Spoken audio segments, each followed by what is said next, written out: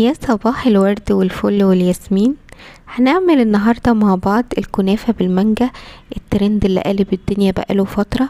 الكنافة بالمانجا دي اعتقد كل الناس بتحبها، متهيألي مفيش حد مش بيحبها. يلا نبدأ الفيديو بسرعة. بس قبل ما ابدأ، اللي ما يعرفنيش، انا الدكتورة سمسمة، ودي قناتي قناة صحة وجمال وطبخ، اللي بقدم لكم فيها سلسلة حلقات متتالية عن الصحة ووصفات للجمال والطبخ المبتدئين. ويلا بينا نبدأ بسم الله ما شاء الله لا قوة الا بالله، اللهم بارك. ونقول الحمد لله ان ربنا رزقنا بالمكونات دي. هجيب كوباية ونص من السكر، وبرفعهم على نار متوسطة الى هادية علشان احضر طبقة صوص الكراميل، ودي اخر طبقة من فوق في الصنف بتاعنا النهاردة. ببتدي احط اسيب الكوباية ونص من السكر على نار هادية، ما بقلبهاش خالص لحد لما تبتدي تسيح زي ما انتوا شايفين كده. ببتدي اقلب فيها واحده واحده، حاجه بسيطه. انا كنت عملت معاكم قبل كده صوص الكراميل في وصفه المدلعه، هتظهر في علامه الاي فوق، شوفوها هتعجبكم قوي. هنا السكر كله داب قدامنا، مفيش اي تكتلات، ما شاء الله جميل جدا. بنزل كوبايه ونص من الميه المغليه. هتحصل عندي تكتلات كده بسيطة، مفيش مشكلة.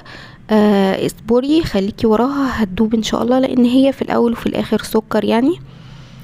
ببتدي ادوب كل التكتلات دي بالراحة على نار هادية. بعد كده للربط بستخدم كوباية من اللبن الحليب متدوب فيها معلقة من النشا، وبنزل بيها علشان اعمل عملية الربط والقوام يتقل. وبسيبها في الوقت ده بعلي النار، بسيبها تغلي لحد ما القوام يتقل زي ما انتوا شايفين، ويبتدي يعمل فقاعات كده، هو ده القوام المطلوب. وبنزل بمكعب من الزبدة، وبعدين بنقلها في بولة وبدخلها التلاجة.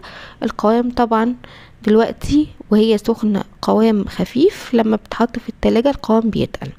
بحطها في التلاجة وببتدي اجهز الكنافة. بجيب نص كيلو من الكنافة، ببقى حطها طبعا في الفريزر.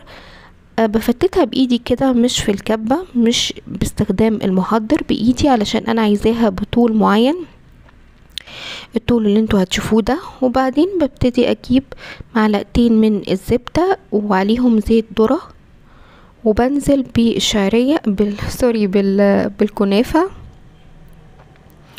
وابتدي اقلب واحمر في الكنافة على نار هادية خالص.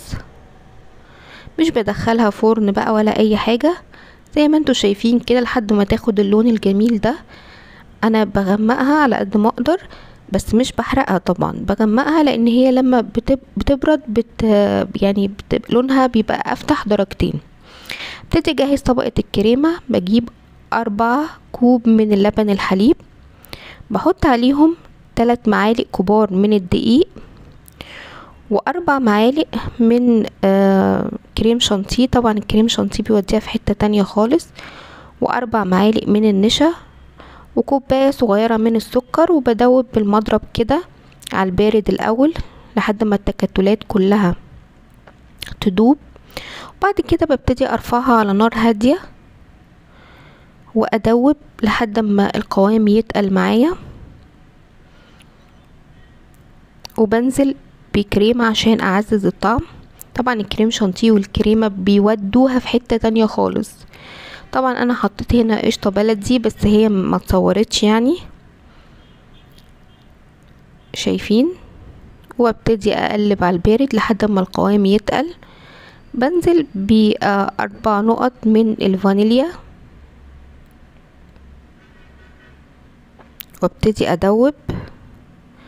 اول ما تبتدي تعمل فقاقيع والقوام بتاعها يتقل، ببتدي خلاص ارفعها من على النار. شايفين عملت فقاقيع من الجنب والقوام بتاعها بقى تقيل، شايفين، هو ده القوام المطلوب. بنزل بمكعبين من الزبدة عشان برضو اعزز الطعم. وابتدي بقى اجهز الكنافة. بجيب الكنافة احطها في بولة، واحط عليها 3 معالق من سكر البودرة وكيسين من الفانيليا. طبعا الفانيليا هنا اساسي، مش هينفع استغنى عنها. وابتدي اقلب كويس عشان اميكس السكر مع الكنافة، وده اللون المطلوب. بجيب صينية واحط فيها طبقة من الكنافة وابتدي اساوي كده بايدي بالراحة. انا عايزة طبقة رفيعة خفيفة مش تقيلة. وبعدين بنزل بطبقة من الكريمة، مش بحطها كلها في مكان واحد عشان ما تاخدش الكنافة وتجري، بوزعها كده على كل الاماكن وابتدي بلطف جدا اوزعها علشان ما تختلطش الطبقتين على بعض. ببتدي اسويها بلطف جدا.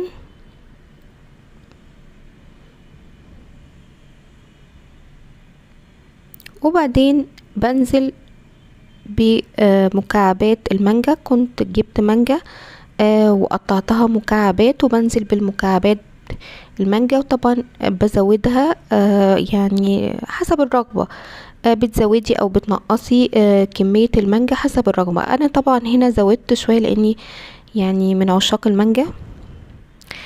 لو وصلتي للمرحلة دي من الفيديو ما تنسيش تعملي لايك لان ده اكيد بيساعدني، واعملي شير عشان انتي تستفيدي وغيرك يستفيد. ولو لسه مشتركتيش في القناة اعملي اشتراك وفعلي الجرس عشان يوصلك مني كل جديد.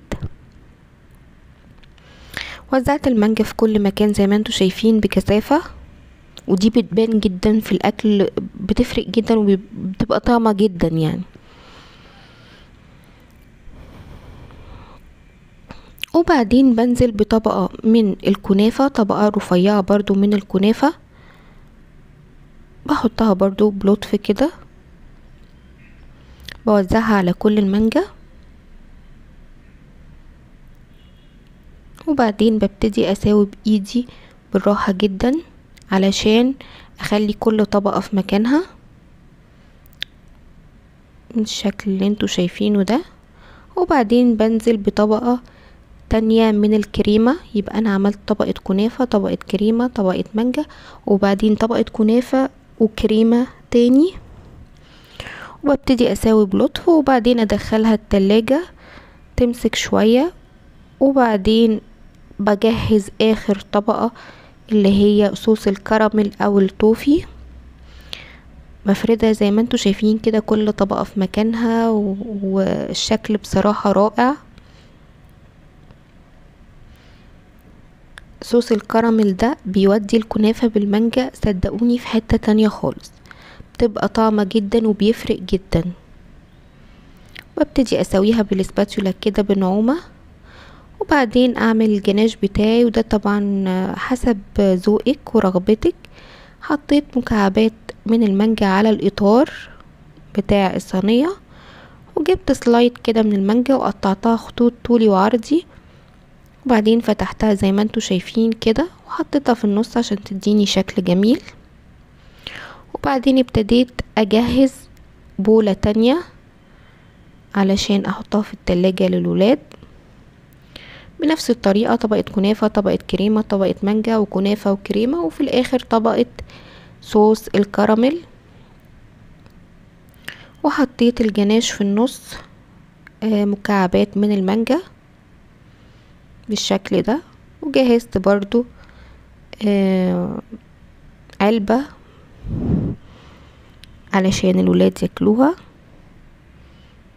وحطيت عليها صوص الكراميل. وهنا مريم اصرت ان هي تحط المانجا بالشكل ده. دي الكمية اللي طلعت معايا من النص كيلو الكنافة، هي دي الكمية. تعالوا بقى نجربها مع بعض ونشوف اخبارها ايه.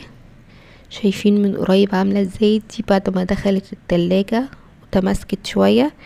شايفين الطبقات، الكريمة مع الكراميل مع الكنافة مع المانجا، بصراحة طعم وهم.